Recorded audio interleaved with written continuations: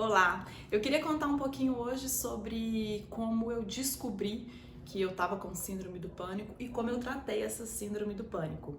Bom, na época eu morava no Rio de Janeiro e vou contextualizar para a gente entender também como é que a gente, no meu caso, né, como é que eu cheguei na síndrome do pânico. Eu tinha por volta de 27 anos de idade, eu morava no Rio de Janeiro há 5 anos, morava sozinha, né? Eu sou de Minas Gerais, Belo Horizonte, e, e fui para o Rio de Janeiro para estudar e trabalhar. E aí eu lembro que eu passei por uma série de confusões na minha vida aos 27 anos, que inclusive eu falo que é o retorno de Saturno, né? Que Saturno demora 30 anos para dar uma volta ao redor da Terra. E aí nessa volta a gente vê que muita coisa muda. Isso aí acontece dos 25 aos 35 anos mais ou menos. No meu caso aconteceu aos 27 anos de idade. Eu tive uma separação dos meus pais, né, na minha família, que foi uma separação um pouquinho complicada e na época eu acabei tendo que tomar conta, né, da minha família, vamos dizer assim. E aí nessa época tava a princípio tudo ok, né? Isso foi resolvido e olha como são as coisas, olha como é que as consequências de algum trauma na sua vida surge depois, né? Aconteceu essa separação dos meus pais, que foi uma separação um pouquinho dolorosa, onde eu entrei de certa forma para ajudar, né? E tempos depois, né, meses depois, se não me engano, até meses não, acho que foram até mais ou menos 2 anos. 2 anos depois foi quando eu senti uma coisa que eu nunca tinha sentido antes. Eu tava no metrô da Sans Pena, né, como os cariocas dizem. Eu tava descendo a escada do metrô, da estação de metrô, e senti uma coisa muito estranha dentro de mim, como se fosse um aperto muito grande assim no peito, como se eu não conseguisse descer a escada do metrô. E aí eu achei estranho, tentei racionalizar aquilo, falei, será que eu tô passando mal, né? É uma sensação é uma mistura de uma pressão no peito, uma dificuldade para respirar e não querendo descer na escada, né?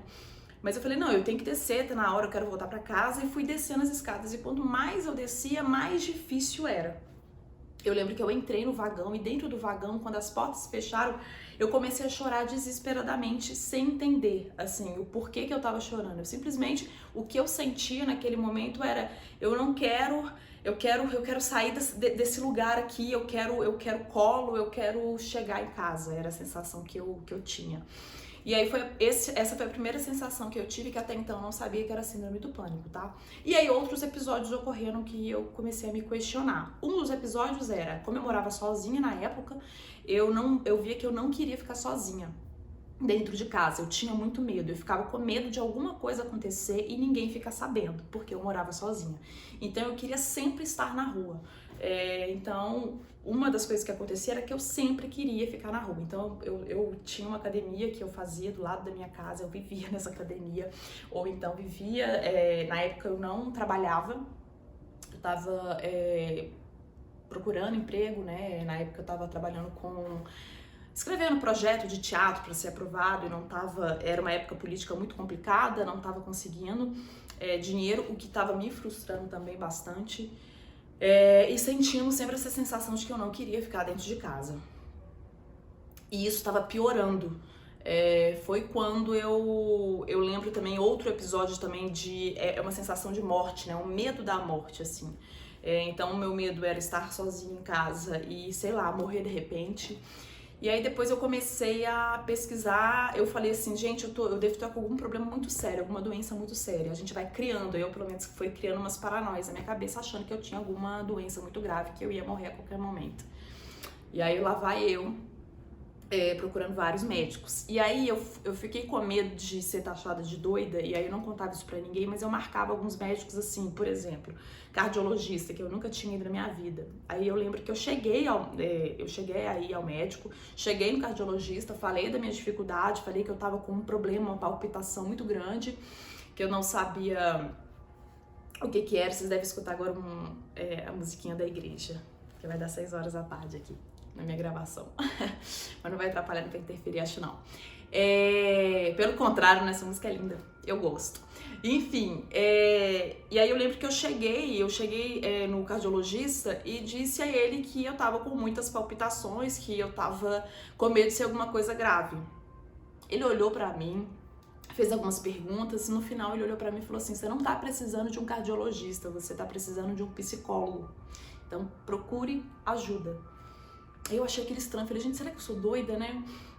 Porque naquela época acho que eu tinha um preconceito de que buscar uma ajuda psicológica, né? Algum terapeuta, alguma linha da psicologia seria como se eu tivesse realmente mal, da cabeça, né, falando. E então foi quando a primeira vez que eu marquei uma consulta, na verdade eu marquei uma psicanalista, e foi maravilhoso. Foi maravilhoso. E eu lembro que eu cheguei e numa das primeiras sessões, outra coisa que eu tinha muito também, né, que minha pressão caía do nada. E inclusive numa das consultas da psicanálise que eu fiz, a minha pressão caiu, quando eu fui relatar sobre um determinado problema na minha vida. E aí eu comecei a ficar com muito medo, assim, dessas situações e com medo de não conseguir me tratar mesmo, né? Então, assim, quando eu dei nome realmente, né, pra síndrome do pânico, foi quando eu fui juntando essas peças todas. Eu ainda não tinha ido ao psicanalista e encontrei um amigo na Urca, um amigo que já tinha me contado que ele tinha síndrome do pânico na época. E aí eu encontrei com ele e falei: amigo, me fala uma coisa, me tira uma dúvida, eu tô sentindo isso, isso e isso. O que você acha que pode ser? Você acha que pode ser a mesma questão que você vive? Aí eu lembro que ele olhou pra mim bem fundo e falou assim: é isso mesmo e vai passar, pode ficar tranquilo, vai ter um momento na sua vida, determinada situação, que a sensação é que você vai morrer e que isso não vai acabar nunca, mas fica tranquilo porque isso vai passar. E eu não esqueço dessa frase dele, até porque em todas as minhas crises de pânico, eu sempre guardava isso no meu coração, eu pensava racionalmente, né? Eu pensava, isso vai passar, isso tá passando, e eu controlava, para tentar me acalmar e me equilibrar, eu controlava na respiração. E aí foi quando eu fui buscar ajuda na psicanálise, que me ajudou demais e quebrou inclusive todos os meus preconceitos e tabus com relação à terapia. Hoje eu sou uma apaixonada por terapia. Então, e por que eu citei, né, sobre essa questão da separação dos meus pais no começo do vídeo? Foi porque muitas das coisas que eu descobri, inclusive na terapia, foi que eu tive uma descarga ali tão forte no momento da separação, que eu tive que resolver muitas coisas, que tempos depois foi quando meu corpo realmente pôde desfalecer, né, realmente cair. E a ansiedade foi aumentando, né? Então foi por conta disso que a síndrome do pânico surgiu depois, tempos depois desse conflito que eu vivi na minha vida, né? Então, e quando a gente olha para isso e quando a gente consegue identificar, é muito mais fácil de tratar, né? Olhar para aquele problema realmente, olhar para aquele problema com humildade, realmente querendo que aquilo seja resolvido na sua vida. A gente quer que tudo seja resolvido, né? Então, assim, cada um é de um tipo, né? Eu tenho amigos e conhecidos que tiveram outras sensações, né? Outros sintomas da síndrome do pânico. Tinha amigos que não queriam, por exemplo, tinham pavor, fobia de ter gente perto. No meu caso era completamente diferente.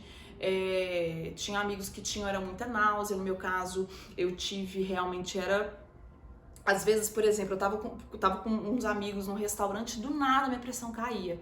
E eu lembro também, eu tava com uma tia minha no restaurante, eu falei assim: nossa, eu vou pegar um pouquinho de sal e colocar debaixo da língua que minha pressão caiu. E ela virou pra mim e falou assim: não, sua pressão não caiu, você tá passando por uma crise de pânico, então fica tranquila, é só você respirar que vai passar. E aí eu comecei a investigar isso dentro de mim. Por que naquele momento eu tive essa síndrome, né? E aí eu comecei a investigar e vi que os momentos, às vezes, que a minha pressão caía, era quando eu precisava dizer algo muito importante. Era quando a sensação que eu tinha era assim: eu estou aqui conversando com as pessoas e eu vou dizer uma coisa importante. E aí no momento que eu vou dizer, no momento que eu vou preencher algum vazio, eu não consigo. É um medo de decepcionar. o medo de frustrar. E aí era quando minha pressão caía. Eu fui ligando os pontinhos, né? Mas isso é o meu caso. Eu tô contando da minha experiência, mas só que cada um tem uma experiência que é muito específica, justamente por conta da nossa individualidade, né? Mas o que é legal a gente dividir essas histórias, esses depoimentos, é justamente para entender que somos diferentes e entender que às vezes, por mais que existam diferenças com relação à síndrome do pânico, pode existir um mesmo remédio, né? Um mesmo tratamento. Então, assim, eu faço esse vídeo até para, às vezes, para quem tá passando ou quem já passou, mas principalmente para quem tá passando, para ter calma. Tentar ter calma. Eu sei que às vezes a síndrome do pânico está muito associada à ansiedade, é muito difícil a gente pensar em calma nesse momento, mas existem alguns exercícios que podem ajudar a gente nisso. O primeiro exercício que a gente sempre fala, e às vezes em outro vídeo você já viu, meditação. A meditação realmente é muito importante. Mas eu sou muito agitada, eu não consigo meditar. Experimenta. Eu falo isso porque eu sou uma pessoa muito agitada, eu sou ligada no 220 e eu consigo hoje fazer meditação e vejo o quanto que ela me ajuda, porque a meditação é uma das formas da gente se conectar com a nossa centelha divina. E quando a gente se conecta com ela, a gente consegue fazer com que a nossa vida flua com muito mais facilidade. E isso me ajudou muito nesse momento que eu tava vivendo. Isso aí foi... Eu tinha 27 anos, hoje eu tô com 31, vou fazer 32, né? Então tem alguns anos aí que eu deixei essa síndrome por conta... Um dos tratamentos que eu fiz, né, era a meditação. Dos remédios que eu tomei foi a meditação que me ajudou demais. O outro tratamento, como eu falei, é a própria terapia. Nesse caso, na época, eu estava fazendo psicanálise, mas existem outros tipos de terapia. Depois eu fiz a terapia holística, que é uma terapia excelente também. Vale a pena a gente conhecer um pouquinho de cada. Outras questões que eu tinha. No momento que a gente está tendo uma crise, o que eu fazia, né? Eu tentava respirar e soltar, inspirar, respirar, soltando o ar pra gente conseguir ficar mais calmo dentro da gente, né? Pelo menos na minha época eu lembro que eu tremia demais. Então a respiração me ajudava muito, a inspiração e a expiração. Outra coisa que me ajudava muito é falar algumas coisas. Por exemplo, eu lembro que eu falava assim, e às vezes até hoje falo em momentos que eu tô com alguns momentos de ansiedade. Eu sempre falava assim: isso são só pensamentos, não é a realidade. Isso são só pensamentos, não é a realidade. Em um momento que eu acho que eu vou chegar, sabe? Numa crise, numa possível crise de pânico. Outra coisa que eu fazia muito também era desviar a minha atenção. Então, antes, às vezes, de chegar em alguma crise, eu olho para essa almofada aqui e eu falo: essa almofada aqui, ela tem o tamanho 45 por 45 centímetros, ela é listrada, ela tem uma listra cinza, uma listra azul, uma listra cinza, uma listra azul. Então eu tiro o foco do que eu tô sentindo e coloco o foco aqui fora. Isso também me ajudava demais. Então, no momento que eu achava que eu ia ter uma crisezinha de pânico, eu focava nisso, eu focava na respiração, ou então eu focava em alguma afirmativa que poderia me ajudar. E claro, fora isso, né, fazer esse tratamento, seja com a terapia, seja com a meditação, que ajuda demais, porque às vezes a gente acha que isso vai passar sozinho, e pode sim, pode passar, né? Mas como é bom a gente fazer esses exercícios, fazer a nossa terapia, fazer a nossa meditação, não só para resolver o problema de crise de pânico, mas para resolver tudo, inclusive o nosso autoconhecimento, né?